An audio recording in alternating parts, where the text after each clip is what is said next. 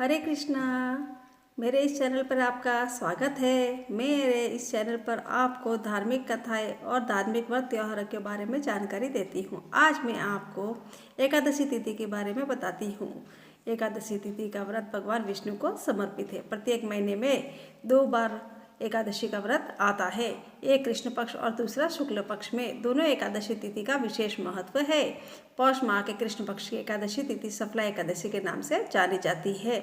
सफला एकादशी का व्रत करने से जातक को सभी कष्टों से छुटकारा मिलता है। इसके साथ ही व्यक्ति को हर क्षेत्र में सफलता मिलती है। आइए जानते हैं कि दिसंबर माह में सफला एकादशी का व्रत कब रखा जाएगा और भगवान विष्णु की पूजा के लिए शुभ मुहूर्त क्या रहे। सफला एकादशी का व्रत 26 दिसंबर 2024 को रखा जाएगा। पंचांग के अनुसार पौष माह के कृष्ण पक्ष की एकादशी तिथि का प्रारंभ 25 दिसंबर को रात 10:29 पर होगा। एकादशी तिथि का समापन 27 दिसंबर को रात 12:43 पर होगा।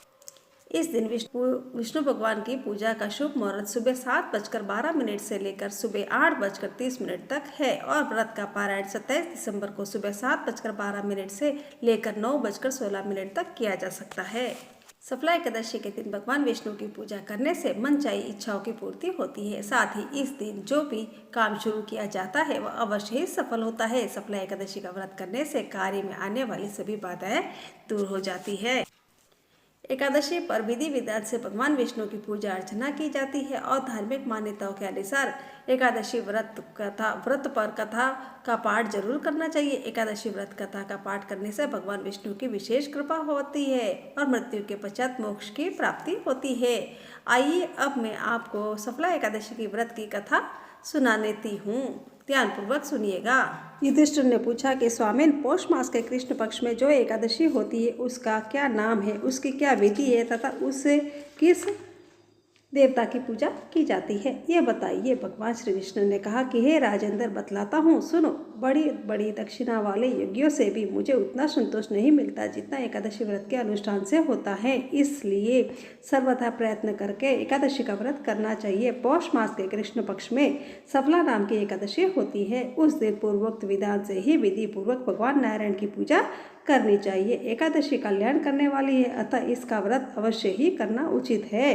जैसे नागों में शेष नाग, पक्षियों में गरुड़, देवताओं में श्री विष्णु तथा मनुष्यों में ब्राह्मण श्रेष्ठ है, उसी प्रकार संपूर्ण व्रतों में एकादशी तिथि का व्रत श्रेष्ठ है। राजन, सफला एकादशी को नाम मंत्रों का उच्चारण करके फलों के द्वारा श्री हरि का पूजन करें।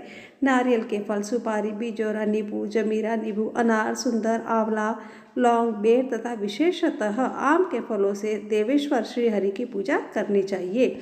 इसी प्रकार धूप दीप से भी भगवान की अर्चना करें। सफला एकादशी को विशेष रूप से दीप दान करने का विधान है। रात को वैष्णव पुरुष के साथ जागरण करना चाहिए। जागरण करने वालों को जिस फल की प्राप्ति होती है वह हजारों वर्ष तपस्या करने से भी नहीं मिलती।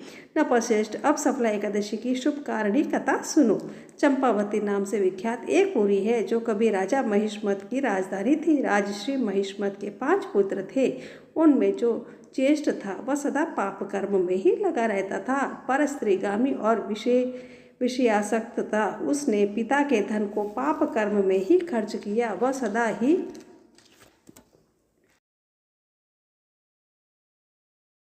दुराचार परायण तथा ब्राह्मणों का निंदक था। वैष्णवों और देवताओं की भी हमेशा निंदा किया करता था। अपने पुत्र को ऐसा पापाचारी देखकर राजा महिष्मत ने राजकुमारों से उसका नाम लुम्बक रख दिया। फिर पिता और भाइयों ने मिलकर उसे राज्य से बाहर निकाल दिया। लुम्बक उस नगर से निकलकर गहन वन में चला गया। वहीं रहकर उस पापी ने प्राय समूचे नगर का धन लूट लिया। एक दिन जब वह चोरी करने के लिए नगर में आया तो रात में पहरा देने वाले सिपाहियों ने उसे पकड़ लिया, किंतु जब उसने अपने को राजा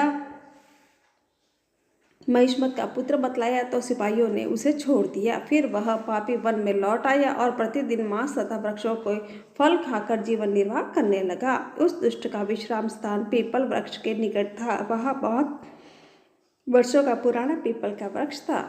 उस वन में वह वृक्ष एक महादेवता माना जाता था। पाप बुद्धि लुम्बक वही निवास करता था। बहुत दिनों के पश्चात एक दिन किसी सुचित पुण्य के प्रभाव से उसके द्वार एकादशी व्रत का पालन हो गया। पौष मास के कृष्ण पक्ष की दशमी के दिन पापिष्ट लुम्बक ने वृक्षों के फल खाए और वस्त्रहीन होने के कारण रात भर जाड़े का कष्ट भोगा। उस समय न तो उसे नींद आई और न ही आराम ही मिला। वह निष्प्राण सा हो रहा था। सूर्योदय होने पर भी उस पापी को होश नहीं हुआ। सफला एकादशी के दिन भी लुम्बक बेहोश पड़ा रहा। दोपहर होने पर उसे चेतना प्राप्त हुई। फिर इधर उधर दृष्टि डालकर वह आसन से उठा और लंगड़े की भांति पैरों से बार बार लड़खड़ाता हुआ वन के भीतर गया। वह भूख से दुर्बल और पीड़ित हो रहा था। राजन, उस समय लुम्बक बहुत से फल लेकर ज्यों ही विश्राम स्थान पर लौटा त्यों ही सूर्यदेव अस्त हो गए। तब उसने वृक्ष की जड़ में बहुत से फल निवेदन करते हुए कहा, इन फलों से लक्ष्मीपति भगवान विष्णु संतुष्ट हो। यों कहकर लुम्बक ने रात भर नींद नहीं ली। इस प्रकार अनायास ही उसने उस व्रत का पालन कर लिया। उस समय सहसा आकाशवाणी हुई कि हे राजकुमार, तुम सफला एकादशी के प्रसाद से राज्य और पुत्र प्राप्त करोगे। बहुत अच्छा कहकर उसने वह वरदान स्वीकार किया। उसके बाद उसका रूप दिव्य हो गया। तब से उसकी उत्तम बुद्धि भगवान विष्णु के भजन में लग गई। दिव्य आभूषणों की शोभा से संपन्न होकर उसने अकंटक राज्य प्राप्त किया और 15 वर्षों तक वह उसका संचालन करता रहा। उस समय भगवान श्री कृष्ण की कृपा से उसके मनोज नामक पुत्र उत्पन्न हुआ। जब वह बड़ा हुआ तब लुम्बक ने तुरंत ही राज्य की ममता छोड़कर उसके पुत्र को सौंप दिया और वह भगवान श्री कृष्ण के समीप चला गया, जहाँ जाकर मनुष्य कभी शोक में नहीं पड़ता। राजन, इस प्रकार जो सफला एकादशी का उत्तम व्रत करता है वह इस लोक में सुख भोगकर मरने के पश्चात मोक्ष को प्राप्त होता है। संसार में मनुष्य धन्य है जो सफला एकादशी के व्रत में लगे रहते हैं, उन्हीं का जन्म सफल है। महाराज, इसकी महिमा को पढ़ने, सुनने तथा उसके अनुसार आचरण करने से मनुष्य राजसूय यज्ञ का फल भी प्राप्त करता है। इस प्रकार मेरी सफला एकादशी की कथा संपूर्ण हुई। हरे कृष्णा।